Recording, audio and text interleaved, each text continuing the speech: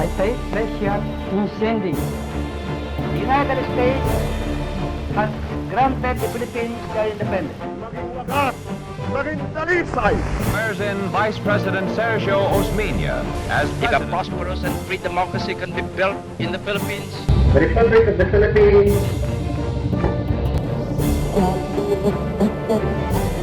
Ang akong kasing-kasing niawit. The hard election drive pays off and Macapagal wins. Placing the entire Philippines under martial law. I have always been a firm advocate of peace. We are today being hailed as the new Asian Tiger Cup. Walang kaibigan, walang kumpare. A strong republic is the bedrock. Kayo ang boss ko. Do not destroy my country because I will kill you.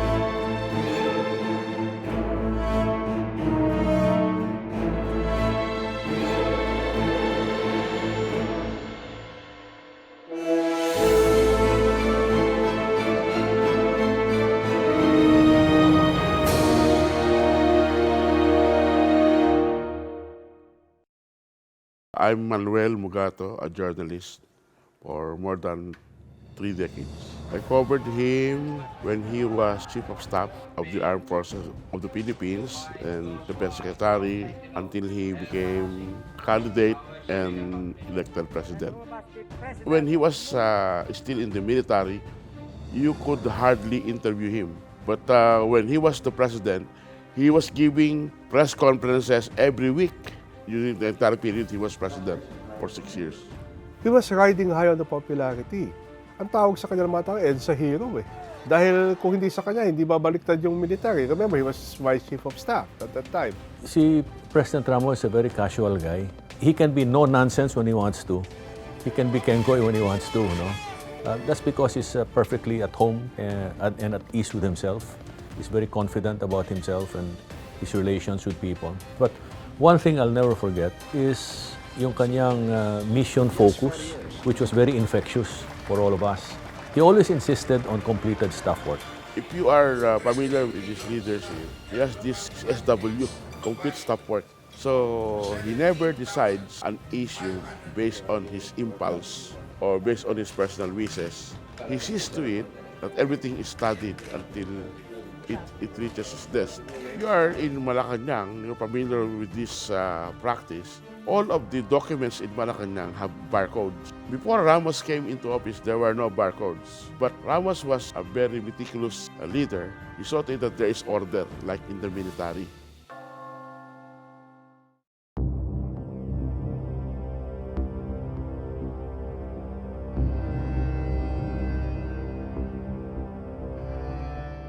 When Cory Aquino came into power, the Department of Energy or the Ministry of Energy was abolished.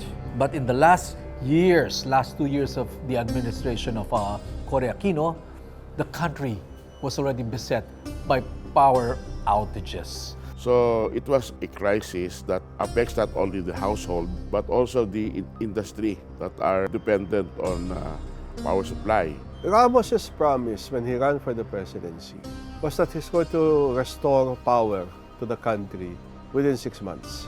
So in a sense, the power crisis was inherited by President Ramos from his predecessor, Corazon Aquino. Was he criticized? No. FDR was credited for immediately almost putting a stop or providing a solution or putting an end to the power outages. I remember my very first cabinet meeting that I attended. The head of Napocor then, Mr. Aboitis, was telling the cabinet, the president, the executive secretary, that we have a time-bound problem. The supply of energy was falling far short of demand. And if we don't invest in new facilities, at a certain point, may iwanan tayo, no? So, and we're going to have a period of brownouts. Well, we reached that point of no return. And it was very close to the end of the presidency of President Cory.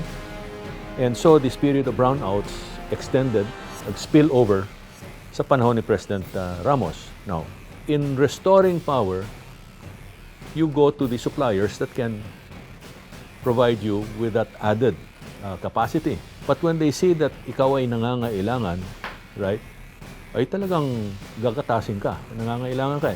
That's the way of business, no? So he had no choice but to cut those deals to restore power. What Ramos did, I guess, is a bitter pill that the Philippines had to swallow. He was able to make contracts with a lot of power-generating companies at a higher price. We have no choice but to bite the bullet. It was hard to resist these contracts. We swallowed it painfully. The swiftness of the plan by Ramos eventually worked, no? Because ang unang nadali was Manila. No, within a matter of months of the Ramos administration, naibalik kagad ang 8 hours na meron kuryente ang city. And that was a big thing. It also improved this image kasi yung mga ibang tao, sinasabi nila, kaya pala gawin ibalik ang 8 hours sa within a matter of months, ba't hindi ito nagawa ni Cory? FDR was the complete opposite of Corazon Aquino. He was a career bureaucrat who spent many years in public service, in government. He was a soldier, but he was more than a soldier, he was an engineer by training. FDR was known as a hands-on president. He was known for making post-it notes or issuing post-it notes to his cabinet members because that was the fastest way of getting things done. He had a campaign, and his campaign was to bring the Philippines to the status of a tiger economy. And this was encapsulated in a slogan called Philippines 2000.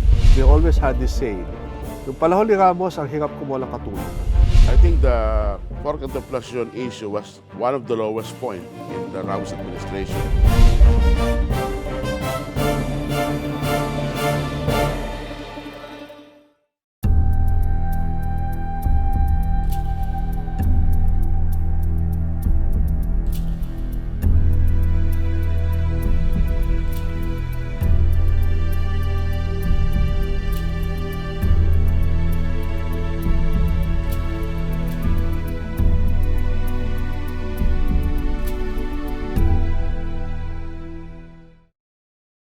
We shall leave our country and people a legacy of better social cohesion and political unity, on which future governments can build greater national capacity, stability, and prosperity for all Filipinos. He had a campaign, and his campaign was to bring the Philippines to the status of a tiger economy. And this was encapsulated in a slogan called Philippines 2000. His plan was so detailed and comprehensive that it had several stages. The first stage was he wanted to level the playing field, so to speak, in business, to grow the economy. In leveling the playing field, he wanted to break the monopolies in telecommunications and in banking and in energy. And I think that succeeded, and that unleashed a lot of potentials in the economy. Philippines 2000, by the year 2000, we're going to be like any Asian country that's competing now with the economy. But of course, some of his critics were saying, teka, Philippines 2000 hanggang 1998 ka lang. Dahil it's a 6-year term. Apparently, because of the upswing, even though he would deny it much later, he felt that that kind of upswing in our economy should be handled by someone like him. After the president solved the power crisis in 1994, right? In 1997, tinamaan naman tayo ng Asian financial crisis. So, he was bookended by two crises beyond his control. And yet, notwithstanding that, he was able to heroically bring up the economy. And we were known, despite all of that, as the tiger cub economy of Asia. Deregulation by then was already the way to go. Not just for the Philippines, but the rest of the world. I don't think there was a lot of criticism because people immediately felt the effects, the positive effects of deregulation. For example, in telecommunications. When he broke up the PLDT monopoly, all of a sudden it was easier to get a phone line. When he leveled the playing field in the banking industry, a lot of banks opened. It was good for the economy, it was good for consumers, it was good for the people. Those were fantastic, brilliant ideas that liberalized the airline industry, telecom industry. The Philippine economy gained a lot during the 6 years of the Ramos administration, but suffered also because of not of its own doing, but because of the Asian financial crisis in 1998. Towards the end of his administration, We always had this saying, yung panahon ni Ramos, ang hirap kumuha ng katulong. Bakit? No? Magtanong ka sa probinsya, kung meron ba kayong tao dyan pwede magkatulong sa amin, and everything. Wala na ka daw makuha talaga. You know why? Because all of these people were working in that factories that were put up because of the economic boom at the time of FBR. Di ba sa kanya na uso yung mga EPSA na yan, yung mga export processing zone? Sa kanya na uso yan. They had all of these factories now, manufacturing, and all of the people there who are semi-skilled or non-skilled or even skilled were moving to the factories and finding work there. Wala ka nakatulong na upo ka lang sa bahay na mag-aalaga ng bata. Wala ka na mahirap kumuha ng ganon during this time. Those FBR years from 1992 to 1998, we saw a lot of balikbayans coming back to the Philippines, and everybody was optimistic about the future of the Philippines and the Philippine economy. In just 4 years, starting from a base of zero growth, we are today being hailed as the new Asian tiger cub and the hottest emerging market in the region.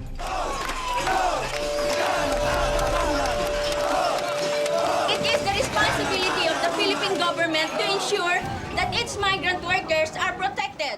I think the Flor Contemplacion issue was one of the lowest point in the Ramos administration when Flor Contemplacion was hung in Singapore for killing his ward, the boy he was taking care of. There was a lot of backlash in Manila because of Singapore's decision to execute Flor Contemplacion, and they blamed the Ramos government for not helping Contemplacion stay the execution. I recall that there were a lot of demonstration in Manila. There were flag burnings of Singaporean flags. Singapore was so concerned that they downgraded the relationship with the Philippines. In fact, before the Contemplacion incident, we were having military exercises with Singapore. We have this Anoa Singa. Singaporean soldiers would train in Port Magsaysay with our Philippine Army troops. And the Singaporean military air force are flying their jets in Clark. But because of this issue, the Anoa Singa military exercises were suspended until it was scrapped. And until now, the two countries have to resume their bilateral military cooperation agreement, doing exercises and training. There was a problem in our relations with Singapore at that time, but got sorted out. But then, you know, during that time when we were trying to save her, matigas naman yung Singapore. They were very inflexible. Yun ang problema sa Singapore at that time. They were inflexible. And President Ramos was saying, baka kasama naman tayo sa ASEAN, baka pwede nating ayusin ito, no? If you want, you can put her in prison, huwag nyo lang patayin, no? Pero wala. Sabi ng Singapore, this is our law, this is our country, manigas kayo. Ganon na nangyari. Kaya when that happened, Mayor Duterte burnt the flag of Singapore sa inis. No matter how much negotiations went, it wasn't supposed to go up anymore to a certain level of the presidency.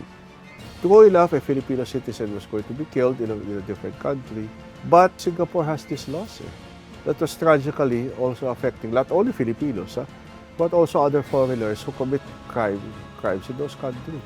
When the Flor Contemplacion case happened, we did all our best. The government did all of its best, but in Singapore, we were not an exception to the case. No matter how much any other nation would have a citizen of that nation commit a crime in Singapore, Singapore is always harsh. Well, the Flor Contemplacion case strained our relationship with Singapore. Fortunately, not for a long time. Okay? And unfortunately for that episode in our country's history, foreign policy was dictated by public emotions and public opinion. And I would have to attribute that to media's handling or sensationalism of the Flor Contemplacion story. Philippine media had depicted Flor Contemplacion as a victim of Singaporean injustice. And because it was intensively covered by all news outlets, there was a huge outrage when Singapore, being Singapore, did not give in to the requests of the Philippine government to stay the execution of Flor Contemplacion. On hindsight, I think we should have trusted a little bit more and respected the judicial process of Singapore. That when they say a person is guilty, that given their track record and the integrity of their judicial system, that the sentence was probably right. In the end, I think the government had to acknowledge the clamor of the Filipino public to save Flor Contemplacion. I'm not so sure if the Ramos government during that time was convinced that Flor Contemplacion was innocent. But given the public opinion on the matter, the Ramos administration had to make representations with Singapore not to execute Flor Contemplacion. Unfortunately, that did not happen because, that's Singaporean justice systems. That's our justice system. When an Air Force pilot saw this makeshift structure on Panganiban Reef, Mischief Reef, in February of 1995, that was a wake-up call for the Philippines. But before they got Mischief Reef, there was already a lot of fighting behind the scenes na hindi alam ng taong bayan. Crime was riding a high wave during those years. Kidnappings, bank robberies, balitan lang yan eh.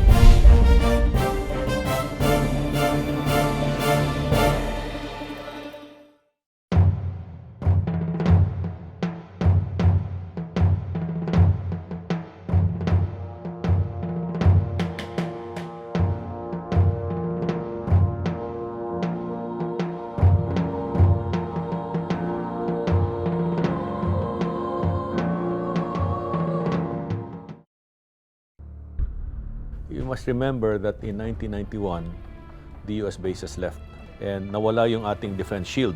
And from 1991 onwards, our Congress should have provided the funds. No? Unfortunately, since we were reeling from the effects of all of the man-made and natural disasters, the little budget that we had to go to social services like education, health, etc. Very little went to defense. Wala tayong pera talaga for defense. At doon nakita ng China yung butas. Wala na yung kano at wala naman tayong investment sa ating defense. Kinuha nila yung Mischief Reef. We have no radars. We have no surveillance capability. We have no ocean-going ships. We have an air force that has limited capability to monitor. And our ships cannot go to the West Philippine Sea in these areas during monsoon season because of the rough seas and the high waves. So when an Air Force pilot saw this makeshift structure on Mischief Reef in February of 1995, that was a wake-up call for the Philippines. Because of that, the Philippines decided to negotiate visiting force agreement with the Americans to allow the Americans to come back. Of course, the Philippines at that time cannot challenge China because China has a bigger armed forces. But before they got Mischief Reef, there was already a lot of fighting behind the scenes na hindi alam ng taong bayan. They would put up markers, we would blow up the markers, ganon, no?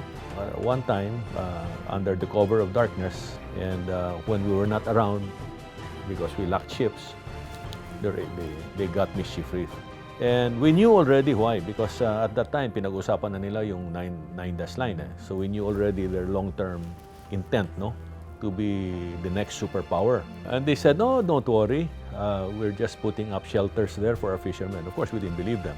And sure enough, today, Mischief Reef is a full-blown forward operating base. And then subsequently, in order to assert their control over the South China Sea, they put up also Subi Reef and Fiery Cross, but they're outside our EEZ, sa labas, to say that the South China Sea is under them, under their jurisdiction.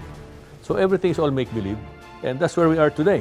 What Ramos did was to gather a coalition, not only in the country, but he enlisted the support of ASEAN to resist the Chinese aggressive and assertive behavior the South China Sea, because the Mischief Reef is just one incident, but the Chinese activities were increasing that other Asian countries, ASEAN countries, are getting concerned, especially Malaysia, Brunei, Vietnam, Indonesia, and Singapore. When Mischief Reef happened, in 2 months, President Ramos was able to get Speaker of the House, Joe de Venecia, pass the first AFP Modernization Act.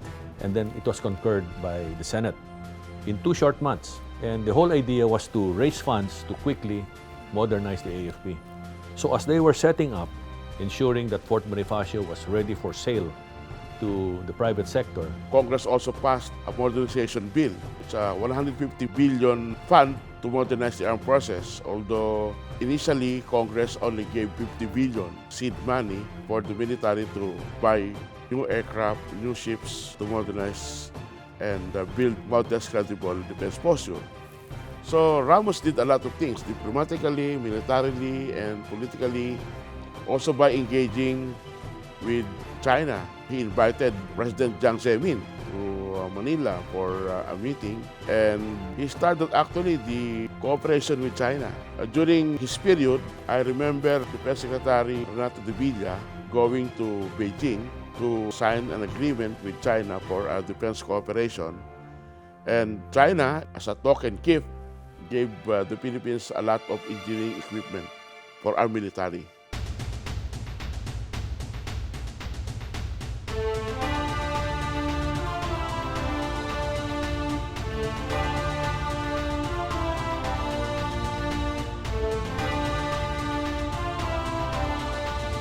FDR is a soldier. And you know, because they've experienced war, they're the first ones to really push for peace.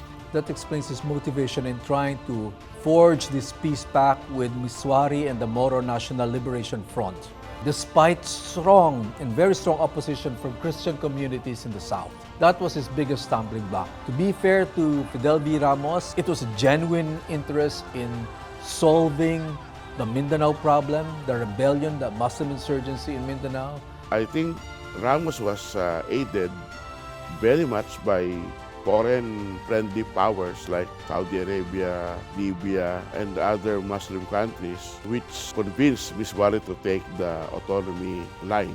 And I think President also offered Nur Miswari the position of running the autonomous region in Muslim Mindanao. So, an experiment of how the MNLF would govern the Muslim provinces. So I think they were able to successfully convince the MNLF that why not try running the autonomous region. And perhaps it was a better idea that the other countries, not only Muslim countries, but the US, Japan also chip in and help a lot, especially in developing the region. When I took over as Secretary of Interior and Local Government, I took over that extra job of his. He made me the cabinet officer in charge of ARMM. So together, we worked to get Nur Miswari, who was the head of the MNLF, and that's where the Muslim rebellion really started, from the MNLF. We got him to talk to us, and eventually he signed up in 1996.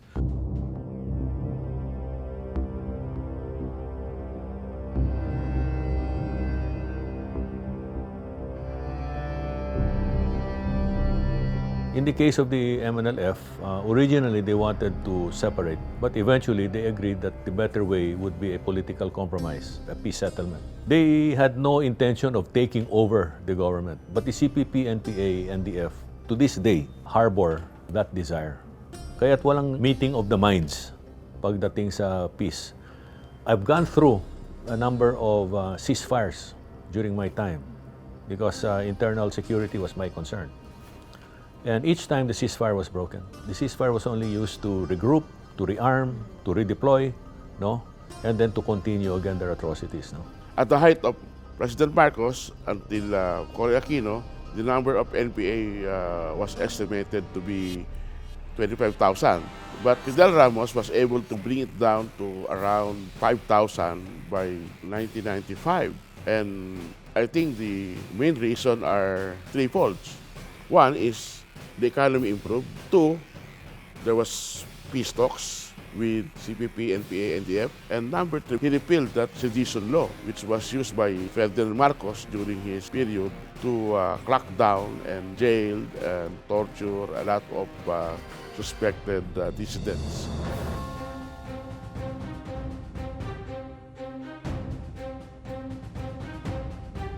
Crime was riding a high wave during those years. Kidnappings, bank robberies, palitan lang yan eh.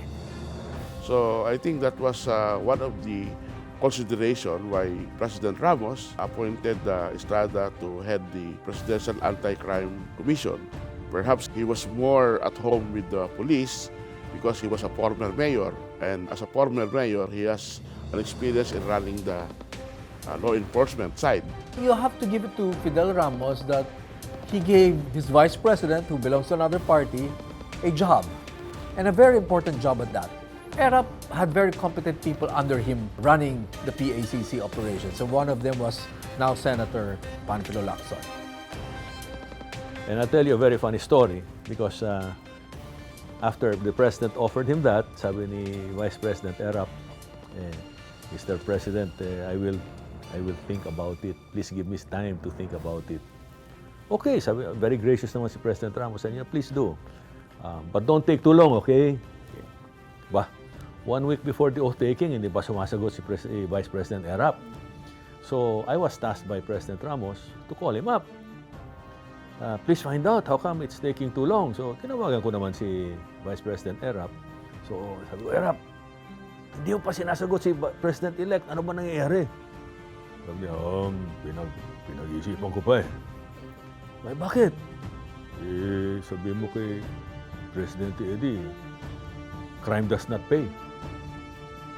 So, sinabi ko kay Presidente Ramos, tawanan kami lahat.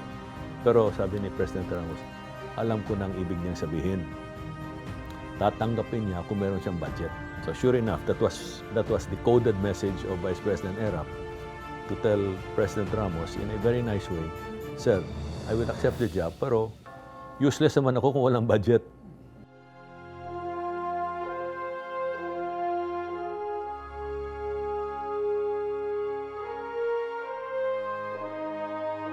Upholding democracy, I think, is the legacy of Fidel Ramos. He was a military officer, and for many times he was tempted to grab power. But in fact, he defended Cory Aquino and he prevented segments in the military to seize control of political power. I think the biggest legacy of Fidel Ramos is protecting his name. He wanted to be remembered as a democratic leader of a country, and I think that he did successfully. I always like to think that when he said level the playing field in business, he would open up the economy, and I think that set this country on the right path. For me, his greatest legacy was that he managed to put the Philippines on the economic map in that period of time. You can never find a book that would say that FBR failed in his administration.